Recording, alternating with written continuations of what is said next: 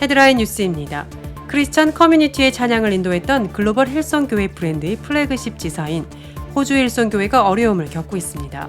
코비드-19 팬데믹 2년차에 접어든 데다 교회 안팎의 스캔들까지 더해져 헌금과 교회 출석 모두에서 분명한 하락세를 보이고 있습니다.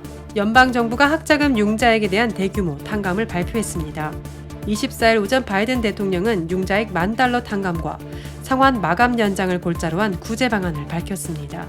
화가 치밀어 올라도 10초에서 20초만 참으면 화가 가라앉을 수 있다고 합니다. 참을인자 3번이면 살인도 피한다는 속담이 빈말이 아닌 것 같습니다. 미국 대법원이 연방 차원의 낙태 권리를 인정한 로데웨이드 판결을 폐기한 이후 실시된 재보선에서 민주당에 대한 지지가 이전보다 상승한 것으로 나타났습니다. 중간 선거를 앞두고 낙태 이슈가 정치 쟁점화되는 것에 대해 크리스천의 올바른 가치 정립이 필요한 시점으로 보입니다. 미국에서 천연가스 등 에너지 가격 상승 여파로 전기요금이 치솟으면서 가구 6곳 중 1곳은 제때 요금을 내지 못하는 것으로 나타났습니다.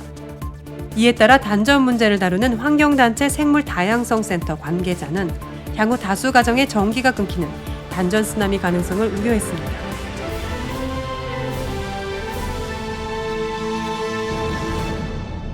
첫 번째 소식입니다. 크리스천 커뮤니티의 찬양을 인도했던 대표적 교회 중 하나였던 글로벌 힐송교회 브랜드의 플래그십 지사인 호주 힐송교회가 어려움을 겪고 있습니다. 미국의 크리스천 포스트는 24일 이같이 보도하며 미국과 호주의 힐송 네트워크가 일련의 재정 스캔들과 성 스캔들 등에 휩싸인 데다 코비드-19 팬데믹 2년차에 접어들며 헌금과 교회 출석 모두에서 분명한 하락세를 보이고 있기 때문이라고 진단했습니다. 언스트 앤 영이 감사한 최근 발행 연례 보고서에 따르면 호주 힐송의 기부 수익은 거의 $1,100만 감소했다고 합니다.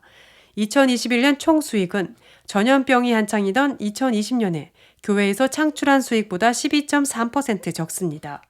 5개 주에 30개 지점이 있는 호주 힐송교회는 2020년에 거의 $470만 흑자를 기록했습니다.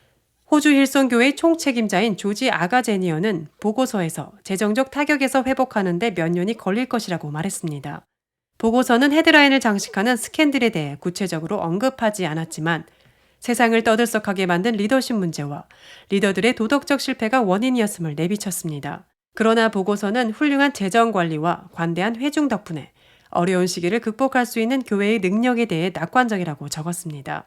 아가제니어는 우리는 항상 재정 관리가 우수했고 이 기간 동안 부채 없이 많은 저축을 했다며 우리 교회는 일반 헌금을 통해서든 힐송 재단을 통해서든 우리 교회의 비전과 이를 강력하게 지원하는 너그러운 성도와 지지자들이 있다고 말했습니다.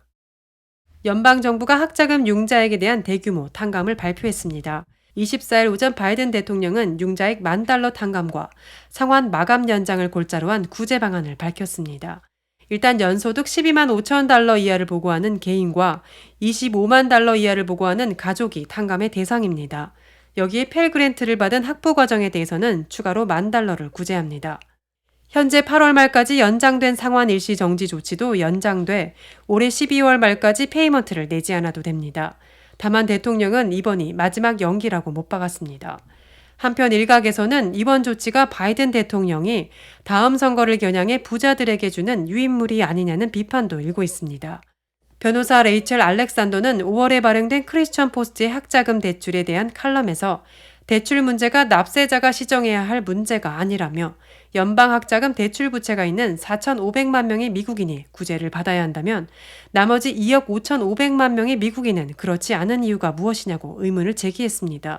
그는 학자금 대출 부채는 다른 부채들보다는 안타까움이 덜한 부채라며 왜냐하면 그 부채가 있는 사람은 더 많은 돈을 벌 수 있도록 혜택을 받았기 때문이라고 지적했습니다. 따라서 이번 조치는 연방 학자금 대출 부채가 있는 미국인의 20%로부터 표를 얻으려는 민주당의 정치적 노림수라는 것입니다. 화가 치밀어 올라도 10초에서 20초만 참으면 화가 가라앉을 수 있다고 합니다. 참을인자 3번이면 살인도 피한다는 속담이 빈말이 아닌 것 같습니다. 고려대 의대 나흥식 교수는 조선일보에 기고한 칼럼에서 화가 날 때 분비되는 분노 호르몬이 10초에서 20초 후면 효소에 의해 순식간에 분해되어 원래 수준으로 돌아간다고 밝히며 이같이 설명했습니다. 분노 호르몬은 흥분 상태 스트레스 극복에 필요한 반응을 일으키는 호르몬들로 주로 콩팥 위에 모자처럼 얹혀있는 부신에서 나오는 에피네프린과 노르에피네프린이 대표적입니다. 오랜 기간 재난과 맹수와 싸운 인류가 발달시켜온 호르몬들입니다. 이 두 호르몬은 심장 박동을 늘리고 혈압을 높이고 혈당치를 올립니다. 화를 낼 때도 이 호르몬이 증가하여 유사한 반응이 일어납니다. 이들은 분비된 뒤 효소에 의해 순식간에 분해되어 10초에서 20초 정도면 원래 수준으로 돌아간다는 것입니다. 그러므로 화가 났을 때 심호흡 3번이면 호르몬 생리로 분노 조절 장애를 극복할 수 있다고 나 교수는 주장했습니다. 미국 대법원이 연방 차원의 낙태 권리를 인정한 로데웨이드 판결을 폐기한 이후 실시된 재보선에서 민주당에 대한 지지가 이전보다 상승한 것으로 나타났습니다. 11월 중간선거가 2달여 앞으로 다가온 가운데 낙태권 문제로 민주당 지지자들이 결집하고 있다는 분석이 나오면서 선거 위기론에 빠졌던 민주당에서 중간선거 승리에 대한 기대감이 커지고 있습니다. 24일 뉴욕타임스와 CNN 방송 등에 따르면 지난 6월 말 로데웨이드 판결이 폐기된 이후 실시된 4번의 재보선에서 민주당 후보들은 조 바이든 대통령이 2020년 대선 때 해당 지역에서 받은 지지율보다 5%포인트 가까이 더 득표한 것으로 집계됐습니다. 대법원의 판결 전과 비교하면 10%포인트 오른 수치입니다. 구체적으로 전날 실시된 뉴욕주 19선거구 선거에서 민주당 팻 라이언 후보가 51.1%를 얻어 48.9%를 득표한 공화당 후보를 이겼습니다. 2.2%포인트의 이 격차는 바이든 대통령이 대선 때 기록한 도널드 트럼프 전 대통령과의 격차 1.5%포인트보다 높은 것입니다. 이런 추세는 대법원의 판결 이후 선거 환경이 민주당에 유리하게 변화하고 있는 것으로 보인다고 CNN은 분석했습니다. 중간 선거를 앞두고 낙태 이슈가 정치 쟁점화되는 것에 대해 크리스천의 올바른 가치 정립이 필요한 시점으로 보입니다. 미국에서 천연가스 등 에너지 가격 상승 여파로 전기요금이 치솟으면서 가구 6곳 중 1곳은 제때 요금을 내지 못하는 것으로 나타났습니다. 저소득층 가정에 대한 에너지 지원 프로그램을 진행하는 에너지 지원 관리자 협회에 따르면 전역에서 약 2천만 가구가 전기료를 체납 중이라고 블룸버그 통신이 24일 보도했습니다. 에너지 지원 관리자 협회 관계자는 요금이 싸지 않다. 저소득층은 낼 수가 없다고 말했습니다. 7월 평균 전기료는 전년 동기 대비 15% 올랐습니다. 이는 2006년 이후 최대의 상승률입니다. 러시아의 우크라이나 침공 장기와 여파 등으로 천연가스 가격이 뛰는 가운데 전기요금의 비용 인상분을 반영하는 데는 시차가 있는 만큼 전기료 인상은 이제 시작일 뿐이라는 관측도 있다고 블룸버그는 설명했습니다. 인플레이션 속에 점점 많은 사람이 식료품, 주거, 전력 가운데 일부를 포기해야 하는 처지에 놓이고 있다는 것입니다. 이에 따라 단전 문제를 다루는 환경단체 생물다양성센터 관계자는 향후 다수 가정의 전기가 끊기는 단전 쓰나미 가능성을 우려했습니다. 러시아의 천연가스를 의존해온 유럽의 경우 사정이 더 심각해 독일과 영국 등에서는 정부가 에너지 보조금을 늘리고 있으며 미국 내에서도 보조금 지원 요구가 나오고 있다고 블룸버그는 덧붙였습니다.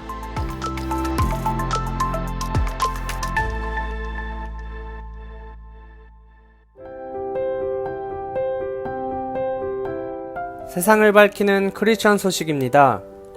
오늘 이야기는 사람들의 삶을 바꾸는 성경 이야기입니다.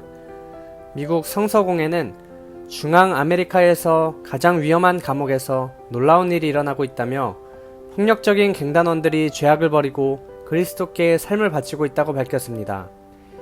이 상황을 미국 성서공회는 한마디로 진정한 성경의 부흥이라고 표현했습니다. 그리고 협력자들의 후원으로 이 같은 사람들이 희망과 새 삶을 찾을 수 있도록 성경을 제공하고 있다고 미국 성서공회는 덧붙였습니다. 성경을 통해 변화된 이야기 중 전 마피아 보스 프란체스의 이야기는 잘 알려진 미담입니다. 이탈리아계 미국인 마피아 범죄 가족의 2세였던 전 마피아 보스 프란체스는 체포된 후 1994년에 석방되기 전까지 8년간 감옥에서 복역했습니다. 그가 감옥에 있는 동안 한 교도관이 그에게 성경을 주었고 성경 읽기를 통해 예수 그리스도의 복음을 발견하고 새 사람이 되었습니다. 그는 그렉 로리 목사가 담임하는 캘리포니아 하비스트 크리스천 펠로우십 교회에서 성경을 통해 새 사람이 된 간증을 전해 큰 화제가 되기도 했습니다. 미국 성서공회는 200년이 넘게 삶을 변화시키는 하나님의 말씀인 성경 메시지가 변화의 사역이 될 수 있도록 노력해왔습니다.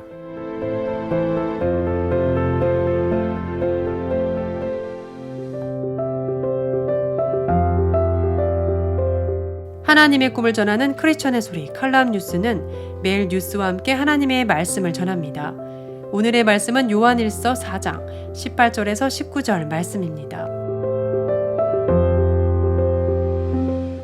사랑 안에 두려움이 없고 온전한 사랑이 두려움을 내어쫓나니 두려움에는 형벌이 있음이라. 두려워하는 자는 사랑 안에서 온전히 이루지 못하였느니라. 우리가 사랑함은 그가 먼저 우리를 사랑하셨음이라.